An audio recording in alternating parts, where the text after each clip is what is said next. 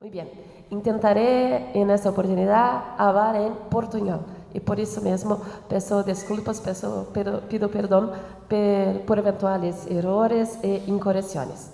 El tema, control social de la administración pública como mecanismo de desarrollo y el combate a la corrupción. Como se ha visto en el painel anterior, el profesor Juárez, profesor Sebastián, muchos son las tratativas que piensan un poco los institutos jurídicos y cuáles serían los institutos que tenemos para enfrentar esta práctica nefasta que es la corrupción. De mi parte, me gustaría un poco de realizar la reflexión sobre los mecanismos en la lucha contra la corrupción, pero pensando en los impactos que este mal supone en el proceso de desarrollo.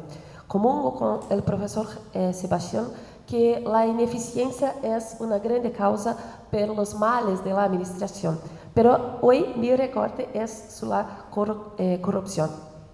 Parto, por tanto, del supuesto que la corrupción, que resulta, por tanto, en una absoluta ineficiencia en la actuación de la administración pública, es responsable de negar a una expresiva parte de los ciudadanos las conquistas que creíamos haber garantizado a todos con la Declaración Universal de los Derechos Humanos. Por cierto, enfrentar los impactos de la corrupción sobre esta perspectiva presupone elegir un modelo de Estado como referencia. ¿De cuál modelo de Estado estamos pensando? El Estado social y democrático de derecho. Un Estado que adopta el principio republicano y en esta medida un Estado que debe adoptar la ciudadanía como la protagonista de todas las discusiones, de toda la acción en la esfera pública. Un Estado, além de republicano, democrático, que clama por un compromiso social de la comunidad en el manejo de los asuntos colectivos. Y también un Estado que exige para su legitimación una participación popular en todas sus esferas, sea en las esferas de la decisión como de control de la máquina administrativa. Esto es mi punto de reflexión hoy. Un Estado, além disso, un Estado social, a que se atribui la tarea de concretar los derechos fundamentales, tan esquecidos en la realidad, pero previstos en todas las cartas constitucionales. Un Estado que, por tanto, asuma el deber de garantizar a todos condiciones de una vida digna. Y a partir de estos presupuestos, ¿de qué desarrollo estamos pensando? ¿Cuál es el marco teórico para pensarmos un poco el desarrollo? Este tema, el desarrollo, es un tema que nace nas teorías económicas y fue siempre muy marcado por un fuerte componente ideológico. Desarrollo pensado a partir del discurso de la investidura del presidente Truman, ainda nos idos de la década de 50, foi pensado como a partir de um referencial meramente econômico. Desarrollado, portanto, eram os países do norte, que haviam alcançado elevados níveis de crescimento econômico. Por isso, cabia a los demás países, nós, desarrollados, alcançar ou tentar alcançar estes níveis de enriquecimento de las personas, ou seja, um aumento de la riqueza material. Por cierto, con esta perspectiva, durante muchos años, la noción tradicional de desarrollo no incluía algo que nos es esencial, la distribución de riqueza. Y por eso mismo se adopta, a partir dos ensinos de Amartya Sen, un otro concepto de desarrollo, un concepto que abranja también no solamente los aspectos financieros, los aspectos del PIB, mas también aspectos sociales, econômicos, sim, pero sociais e ambientales. Não é, professor? Por isso, esta é a concepção que desarrollo tiene en mi constitución de mi país.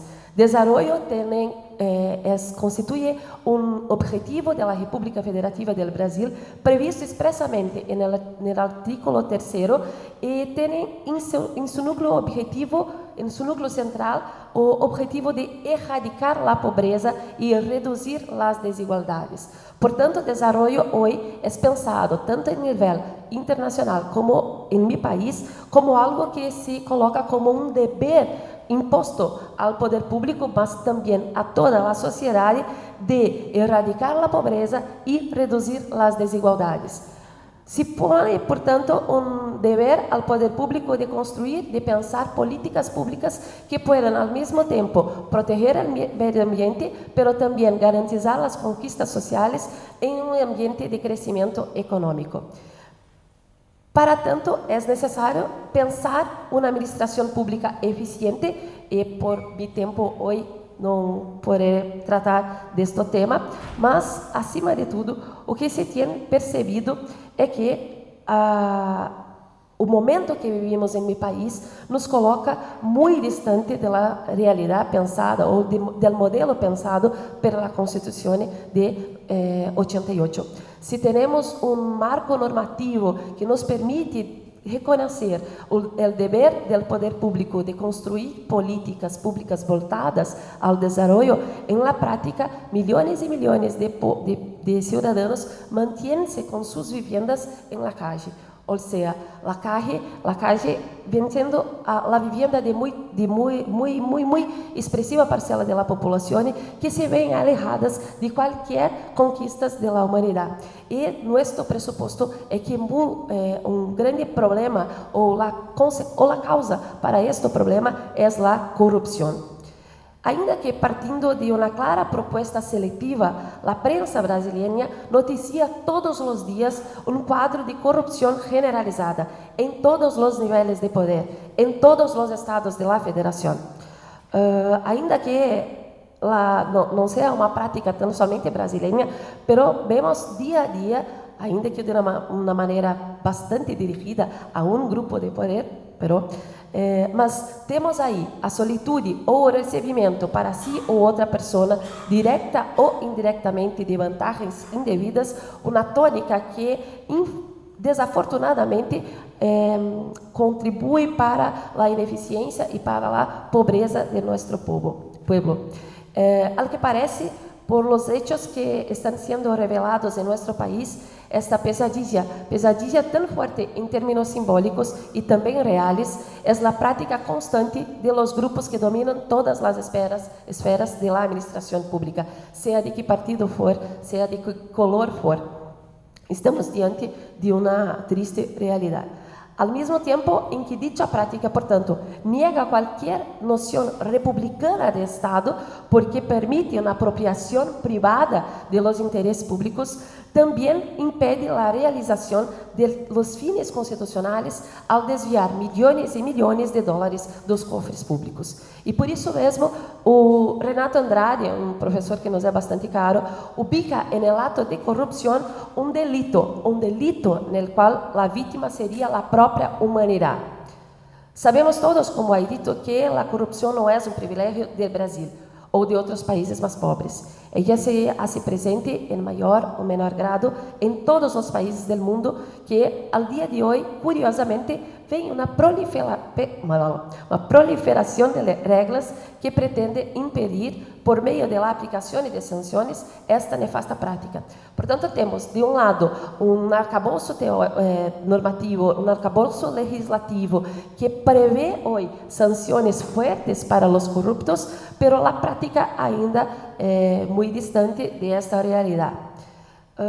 Em meu país, não são poucos os autores que identificam ou que entendem que a corrupção é resultante da prática da burocracia.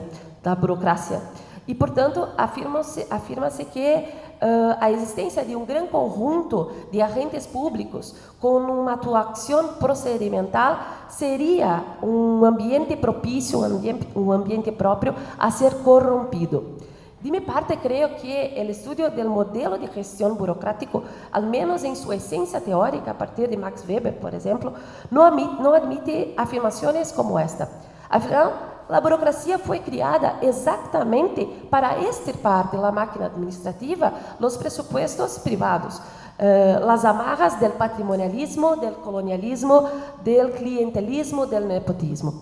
Neste aspecto, toda forma de apropriação privada de los interesses públicos, o objetivo da burocracia era justamente afastar esta forma de concepção.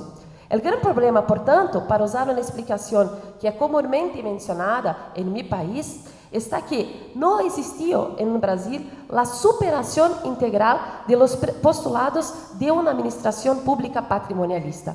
Hoy, en mi país, mantiene la concepción de que los bienes públicos pertenecen a los ciudadanos que detêm momentáneamente el poder. Y esto, por tanto, es una concepción que afasta el modelo rígido, un modelo constitucional previsto. Sin embargo, por tanto, entenderemos que lo que favorece la corrupción no es el modelo burocrático, pero contrario, tenido como un tipo ideal, sendo que o que favorece muy a corrupción é a ineficiência que contamina a máquina pública. Portanto, voltando ao princípio, se é certo que a corrupção, al desviar recursos públicos, implica em la ineficiência que impide a prestação de serviços públicos que permitam, por sua vez, alcançar o desenvolvimento, também é certo que a ineficiência favorece a corrupção.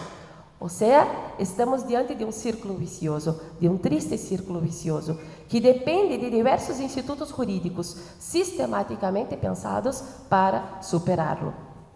Sin embargo, é necessário que se reconozca que, mientras não podemos contar com um cambio general em la moral individual de cada detentor del poder, precisamos investir em uma crença, ou em la creencia, de que a existência de mecanismos de controle podrá originar um ambiente cultural en el que la posibilidad de sanción cohiba las prácticas de corrupción. Ciertamente es una creencia ingenua, quizás, pero el hecho es que nunca antes en la historia de mi país, nunca antes en la historia de la humanidad, convivimos con tantos mecanismos de control. Mecanismos de control que en Brasil son extremadamente recientes, surgiendo con la Constitución de 88, por tanto 30 años de mecanismos de control efectivos, y con la legislación aprobada en las 2 últimas décadas. De mi parte, entiendo que ninguna operación Lava Jato, ninguna operación Carne Fraca, ninguna operación Publicano sería posible si no tuviéramos construido una estructura jurídica capaz de desmantelar operaciones de corrupción. No creo que sea la existencia de un juez salvador el responsable de todo el combate o el ambiente de combate a la corrupción que hoy empezamos a ver. Me parece que los institutos que fueron creados en estos 30 últimos años fueron los responsables para crear ese sistema de control. Y por tanto, ahora aproximándome del control social, dentro del tema propuesto, creo que es necesario implementar o incrementar y demandar una ampliación de los mecanismos de control que puedan mejorar la estructura administrativa burocrática y darle otro significado, un poco más pensado a partir de la dignidad de las personas. Esto sí, un instrumento capaz de permitir el efectivo control de las prácticas de la corrupción en nuestro país. Nesta perspectiva, de mi parte, creo que el instrumento jurídico interesante a ser fortalecido es justamente aquel que se conecta con los mecanismos de control social, de la participación social de los ciudadanos en la administración pública. Pero no solo garantizar a los ciudadanos el derecho de denunciar prácticas ilícitas ante los órganos de control. El derecho de denuncia es un derecho ya muy conquistado y cuya eficiencia no es la mejor. Me parece necesario adoptar prácticas que se traduzcan en la participación directa de los ciudadanos en los mecanismos de gestión administrativa. Y ahora, discordando no, pero aprofundando un poco aquilo que el profesor Juárez falaba, me parece que 3 ejemplos se puede dar. La elaboración de presupuestos participativos. É uma experiência que é passada em meu país, pero ainda não consolidada em todos os estados. E me parece que sim, no âmbito do Estatuto da Cidade e de todos os pressupostos, é necessário adotar. Isto porque nos pressupostos participativos, em los que a população seja efetivamente escuchada a partir de suas sugerências, sean destinados o se posibilite que sean destinados los recursos públicos a la adopción de políticas públicas verdaderamente direccionadas al interés público. ¿De qué iluminación pública se trata? De aquel que atende el interés de los ciudadanos y no de grupos económicos interesados en vender a la administración pública un o otro proyecto, como hablábamos ayer. El segundo mecanismo, el segundo ejemplo, un minuto, ya termino. La corrupción en las contrataciones administrativas, en las licitaciones públicas, se trata en mi país de algo muy frecuente, como todos conocen. Ahora bien, la realización de audiencias públicas que precedan las escolhas públicas, tal vez, quizá, puede ser un mecanismo que direccione las licitaciones para efectivamente atender los objetivos públicos del intereses públicos y no tan somente de aquellos que financian campañas públicas o campañas electorales. Por tanto, el primer ejemplo, la elaboración de presupuestos participativos. El segundo ejemplo, las audiencias públicas en el proceso de licitaciones. Y el tercer ejemplo, rápidamente, la creación de consejos integrados por representantes de la población. Consejos que auxilien la práctica do controle a posteriori, sem dúvida, pero também auxiliem la prática possibilitem um espaço público de discussões de objetivos a serem alcançados pelo poder. Dichos instrumentos, ya delineados en nuestro ordenamiento jurídico, por cierto, podrán colaborar para la concreción de valores tan duramente conquistados en la Constitución de 88. Para terminar, por tanto, evidente que no se tiene la ilusión de que la participación popular en la administración pública, con esos pocos ejemplos que traje, pueda eliminar la corrupción. Pese a mi optimismo, no sería yo ingenua a tal punto. Sin embargo, el contexto en que se encuentra la humanidad está exigiendo más do que el diagnóstico de tiempos difíciles, el diagnóstico de tiempos sombríos. Es necesario también pensar en soluciones que atraviesen los debates académicos, en soluciones que puedan ser adoptadas para que sea posible la construcción del mundo con el cual todos soñamos, un mundo en que los derechos humanos sean conquistas de todas y de todos. En esta medida, si la participación popular en la administración pública no es ciertamente la respuesta única para todos los males que nos alejan de nuestro ideario de humanidad, por cierto que se trata de una sugerencia, por cierto que se trata de una alternativa que al lado de las demás aportadas por la sociología, por la economía, por otras áreas del derecho, podrá contribuir con el alcance del desarrollo soñado. La participación popular en esta línea es uno de los caminos. Y, como decía el poeta, el camino se hace al caminar. Por su atención, muchísimas gracias.